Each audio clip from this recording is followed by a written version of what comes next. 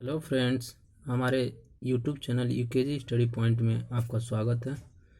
हम इस वीडियो में आपको एनसीईआरटी क्लास 9th मैथ की जानकारी दूंगा।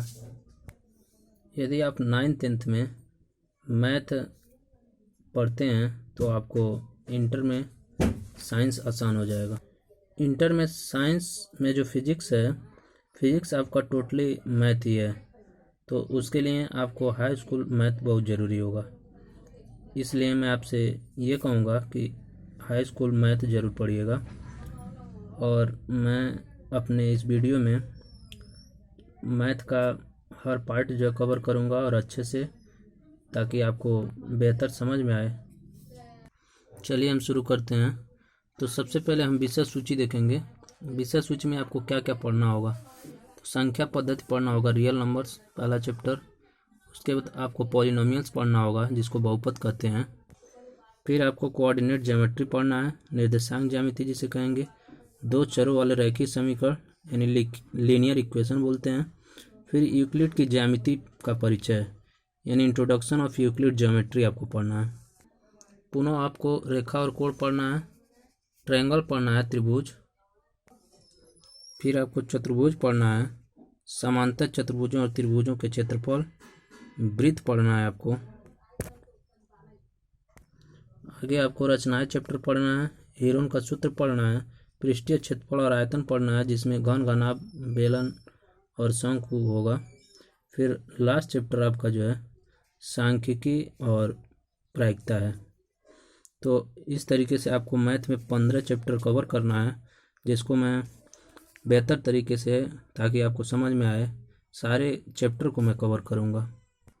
तो आज हम पहला चैप्टर देखते हैं, संख्या पद्धति, जिसको नंबर सिस्टम बोलते हैं। नंबर सिस्टम में आपको संख्याओं के बारे में पढ़ना है। तो सबसे पहले हम प्राकृतिक संख्या देखते हैं। वैसे संख्याओं को कई प्रकार से डिवाइड किया गया है, जिसमें ये सभी संख्याएं वास्तविक संख्याएं होती हैं, रियल नंबर्स होती हैं। जिन रियल नंबर्स में आप सबसे पहले प्राकृतिक संख्या देखेंगे। तो प्राकृतिक संख्या क्या होती है? प्राकृतिक संख्या को नेचुरल नंबर कहते हैं। देखिए, हम जो गिनने में संख्याएं प्रयोग करते हैं, यानी जो काउंटिंग वाली संख्याएं होती हैं, उन संख्याओं को प्राकृतिक संख्या कहते हैं। जैसे स्टार्टिंग में 1 से ही गिनना जो है प्रारंभ हुआ था, 1 2 3 4 5 ऐसे 9 तक जो है संख्याएं गिनने में प्रयोग की जाती हैं। तो 1 से 9 तक की इन सभी संख्याओं को प्राकृतिक संख्याएं कहते हैं। फिर जैसे ही आर्यभट्ट द्वारा शून्य की खोज की गई, तो उस प्राकृतिक संख्या में यानी गिनने वाली संख्याओं में शून्य इंक्लूड हो जाता है, शून्य सम्मिलित हो जाता है। तो शून्य और प्राकृतिक संख्याएं जब सम्मिलित हो जाती हैं, मिल जाती हैं, तो इस संख्याओं को पूर्ण संख्या कहते हैं। यानी शून्य सहित प्राकृतिक संख्याओं को पूर्ण संख्या कहा जाता है। यानी आप देखेंगे प्राकृतिक संख्या 1 से शुरू होती है और पूर्ण संख्या 0 से, तो 0 को पूर्ण संख्या कहा जाता है। आगे आते हैं पूर्णांक संख्या, जिसको हम इंटीजर बोलते हैं। इंटीजर क्या होता है? गिनने वाली संख्याएं इंटीजर या पूर्णांक कहलाती हैं, बशर्ते यहाँ पे पूर्णांक को 2 प्रकार से बांटा गया है, घन पूर्णांक, एक ऋण पूर्णांक। धन पूर्णांक को पॉजिटिव इंटीजर कहते हैं और ऋण पूर्णांक को निगेटिव इंटीजर कहा जाता है। जो धनात्मक संख्याएं होती हैं उनको पॉजिटिव इंटीजर यानी धन पूर्णांक, जैसे 1 2 3 4 ये प्लस में है। और जो ऋणात्मक संख्याएं होती हैं, -1 -2 -3 -4, ये सब जो है ऋण पूर्णांक कहलाती हैं। यहाँ पे आप ध्यान देंगे, शून्य न तो धन और न तो ऋण पूर्णांक होता है, बल्कि शून्य केवल पूर्णांक संख्या है। शून्य को केवल पूर्णांक संख्या कहा जाता है या पूर्ण संख्या कही जाती है। शून्य न तो धन संख्या होती है और न ही ऋण संख्या होती है। आपसे बता दें, जो ऋण संख्याएं होती हैं वो सभी धनात्मक संख्याओं से छोटी होती जाती हैं। जैसे 0 है, तो जीरो आपका -2 से क्या होगा? बड़ा होगा। यानी हम ये कह सकते हैं, -2 और 0 की तुलना करें तो -2 और 0 में 0 आपका बड़ा होगा। अभी हम उसको संख्या रेखा के माध्यम से देखेंगे। यहाँ पे हम संख्या रेखा देखते हैं, पूर्णांकों को संख्या रेखा पर प्रदर्शित करना। तो इधर देखिए लिखा है बढ़ते क्रम में, ऐसे हमने संख्या रेखा बना दिया, एक रेखा बनाया, उस पर 0 लिखा, 0 के बाद दाहिनी तरफ धनात्मक संख्याएं और बाईं तरफ ऋणात्मक संख्याएं, ऐसे -1 -2 -3 -4 -5। इसमें आप ये देखेंगे ये बढ़ते क्रम में है, यानी -6 से बड़ा -5 होगा, -4 से बड़ा -3, -3 से बड़ा -2, -2 से बड़ा -1, -1 से बड़ा 0, 0 से बड़ा 1, उससे बड़ा 2, इस तरीके से बढ़ते हुए क्रम में है।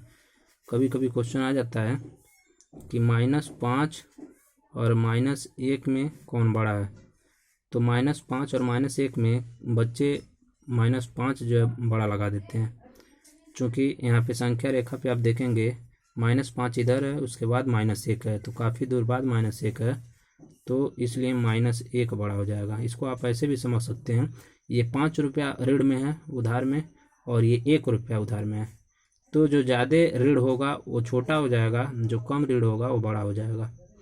तो इस तरीके से आप समझ सकते हैं उसको। आगे हम देखते हैं सम संख्या, जिसको इवन नंबर बोला जाता है। सम संख्या क्या होती है? ऐसी संख्या जिसमें ऐसी संख्याएं जो 2 से पूर्णतः विभक्त हो जाती हैं, जैसे 2, 4, 6, 8, ये सब सम संख्या हैं। 2 से इसमें भाग पूरा पूरा चला जाएगा। सबसे छोटी सम संख्या 2 होती है। विषम संख्या, जिसको ओड नंबर कहते हैं, ऐसी संख्याएं होती हैं जिसमें 2 से पूरा पूरा भाग ना चला जाए। तो जैसे आपका 1 हो जाएगा 3, 5, 7, इसमें 2 से पूरा पूरा भाग नहीं जाएगा। सबसे छोटी विषम संख्या आपकी 1 होती है। आते हैं अभाज्य संख्या पर। अभाज्य संख्या को प्राइम नंबर बोलते हैं। प्राइम नंबर क्या होता है, ध्यान से सुनिएगा।